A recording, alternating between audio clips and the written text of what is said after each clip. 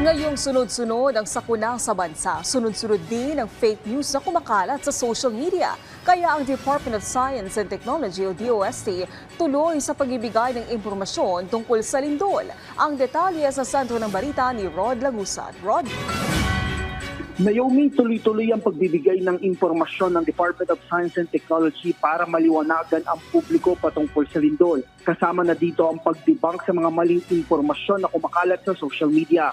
Paliwanag ng Secretary Renato Saludong Jr., normal lang ang pagkakaroon ng mga lindol sa bansa dahil may mga fault at trenches na matatagpuan dito.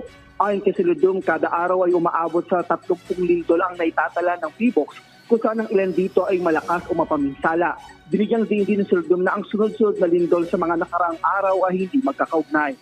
Kaugnay nito ayon sa kalihim, mahalaga ang pagsunod sa National Building Code.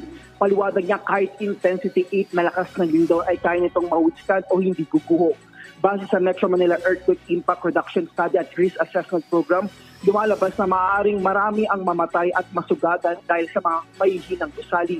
Kaya patuloy ang kanilang promosyon sa paggamit ng makabagong teknolohiya at ang pagkakaroon ng mga engineer na susuri sa mga itinatayong mga infrastruktura. Sa video kung saan nagtatakbuhan ng mga tao palabas sa mga gusali habang lumilindol, nagpapakitaan niya ito ayon kay Saludong na hindi sigurado ang mga ito sa integridad ng mga gusali, lalo't maaaring mabagsakan kapag tumakbo. Habang nakapaloob naman sa drop, cover and hold sa mga earthquake drill na dapat masanay ang mga tao kung saan maaaring pumuesto kapag may lindol.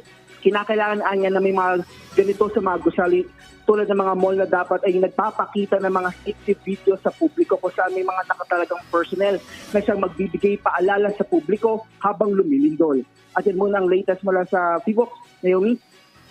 Maraming salamat, Rod Lagusad.